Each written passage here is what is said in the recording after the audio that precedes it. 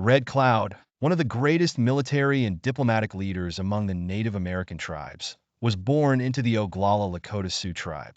He is best known for his leadership, bravery in resisting U.S. westward expansion, and defending his people's land and culture. Red Cloud led a successful war against the U.S. Army and became a symbol of Native American resistance. However, he was also a shrewd politician who eventually negotiated peace treaties to protect his people.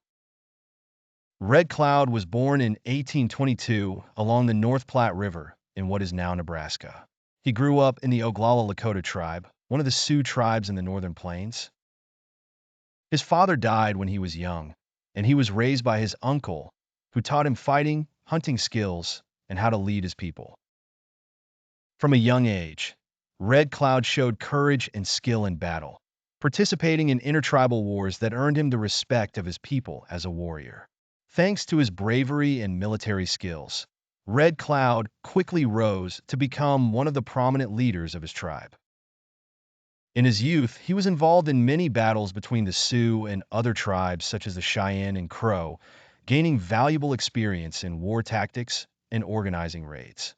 As U.S. westward expansion began in the mid-19th century, tensions between settlers and Native American tribes increased. The U.S. government's construction of military roads and settlements through traditional Sioux lands was a major cause of conflict. In 1866, the U.S. Army began building the Bozeman Trail, a route through Sioux land that led to Montana's gold fields. Red Cloud saw this as a direct threat to his people and their territory, leading to what became known as Red Cloud's War, which lasted from 1866 to 1868. Red Cloud led an alliance of Sioux, Cheyenne, and Arapaho tribes in a series of successful attacks against U.S. forts along the Bozeman Trail. This war is one of the few instances in history where Native Americans defeated the U.S. Army. One of Red Cloud's most notable victories was the Fetterman Fight in 1866, where Sioux warriors ambushed and killed 81 U.S. soldiers, marking one of the worst defeats the U.S. Army had suffered at the hands of Native Americans. After repeated defeats at the hands of Red Cloud's warriors, the U.S. government was forced to negotiate. In 1868, the Fort Laramie Treaty was signed, recognizing Sioux rights to their land. The U.S. also agreed to abandon the Bozeman Trail and its forts. This treaty was a major diplomatic victory for Red Cloud and his people.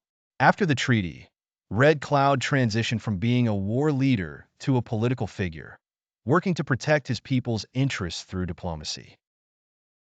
He moved to the Pine Ridge Reservation in South Dakota, where he spent the rest of his life. Though he worked tirelessly to uphold the treaty, Red Cloud grew increasingly frustrated with the U.S. government's failure to honor its promises. Nevertheless, he continued advocating for his people's rights and frequently traveled to Washington, D.C., to meet with government officials. In his later years, U.S. policies toward Native Americans became harsher, and the government began seizing more lands, including the sacred Black Hills. Despite his efforts, Red Cloud could not prevent these losses, although he remained a respected leader among his people.